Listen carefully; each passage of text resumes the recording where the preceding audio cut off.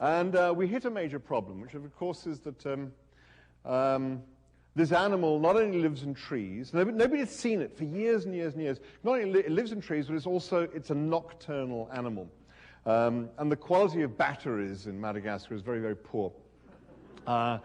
So we spent night after night after night traipsing through the rainforest in what can only be described as the rain.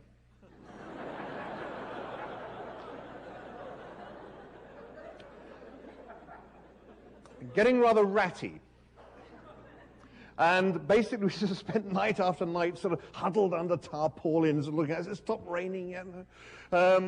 And every now and then we'd sort of go out and try and find this damn animal. And actually, there's this wonderful, we found this hut. It used to be the sort of game warden's, not game warden, it was a ranger's hut. And it was a tiny little hut. And it was actually full of wildlife. What happened, you see, is you'd open the door and you would hear all this noise.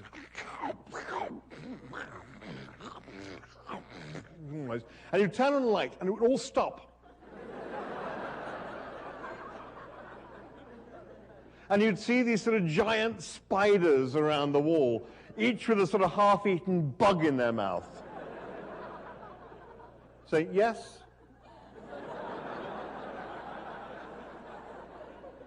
And you turn the light out and say,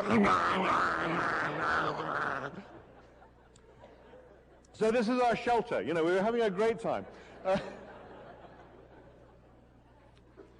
And eventually, but one night, we were all sort of, as I say, huddled under our tarpaulins, and I sort of got out and had a wander around, and suddenly I looked up, and on a branch about that high above my head, this creature came out.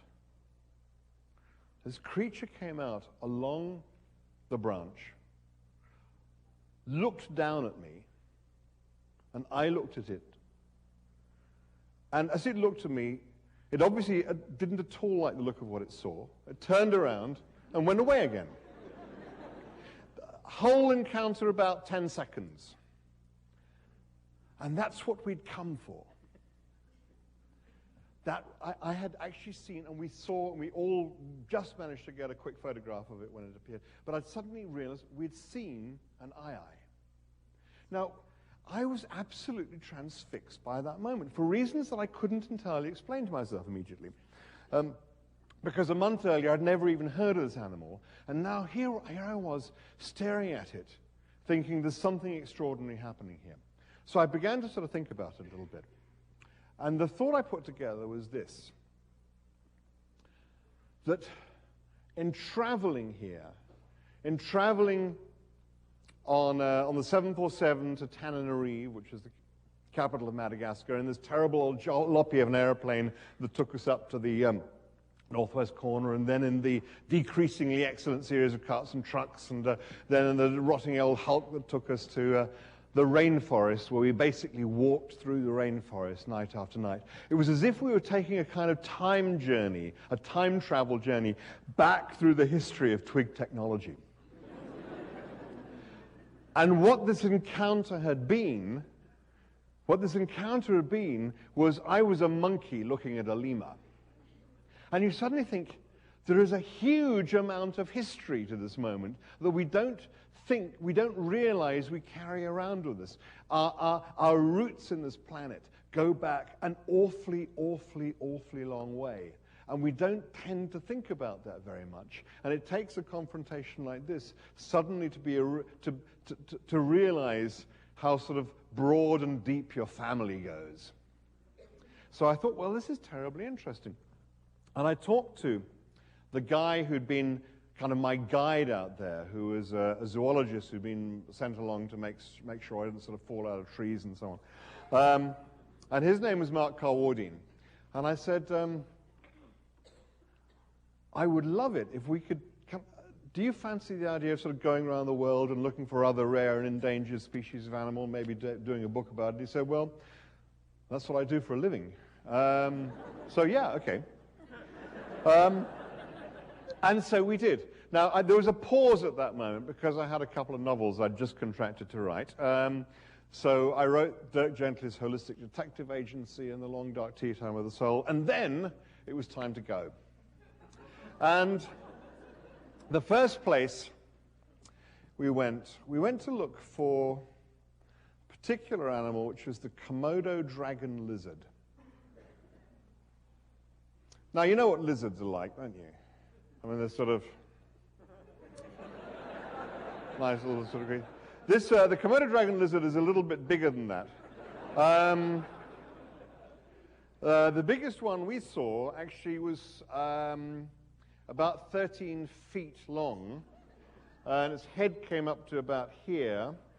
Fucking huge, I think, is the technical term.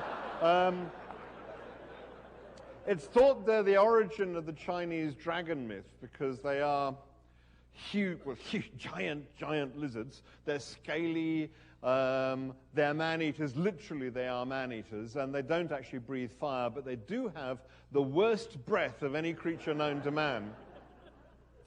And they live on this island called Komodo. Now, it's not enough, it turns out, that this island has 1,500 man-eating dragons on it. It turns out that actually the most endangered animal on the island is anything other than the dragons.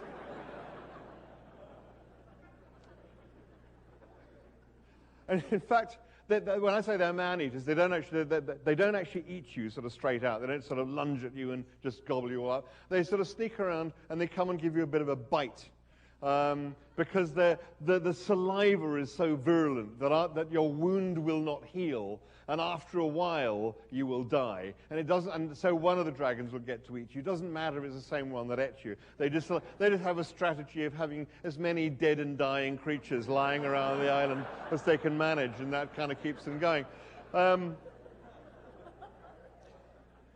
it turns out it's not enough that the island has 1,500 man-eating dragons on it. Just to make it a little bit more interesting, it also has more poisonous snakes on it per square meter of land than any equivalent area of land anywhere on Earth. So we approached Komodo, I have to say, slightly nervously and in a slightly roundabout way. In fact, we approached it in such a roundabout way that we went via Melbourne in Australia. And the reason we went via Melbourne was there's somebody we wanted to go and see there, a man called Dr. Struan Sutherland. I actually want to read you a little bit about him. He was a great expert in snake venom. And I should apologize before I read this, actually, for the fact that I don't do my Australian accent isn't very good, but then, what the hell, you're all Americans, you won't know the difference anyway.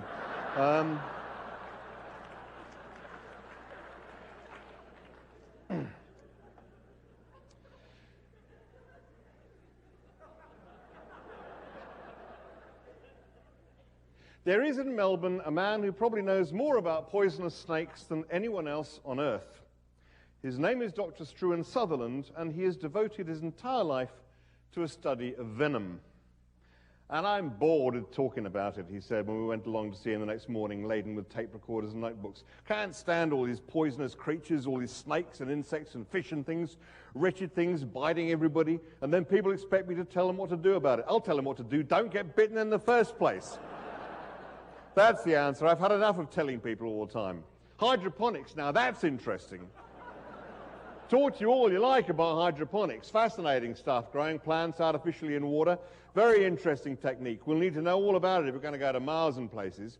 Where did you say you were going? Komodo. Well, don't get bitten, that's all I can say. And don't come running to me if you do, because you won't get here in time. And anyway, I've got enough on my plate. Look at this office, full of poisonous animals all over the place. See, this tank's full of fire ants, venomous little creatures. What are we going to do about them? Anyway, I got some little fairy cakes in case you were hungry. Would you like some little cakes? I can't remember where I put them. There's some tea, but it's not very good. Anyway, sit down, for heaven's sake. So you're going to Komodo. Well, I don't know why you want to do that, but I suppose you have your reasons.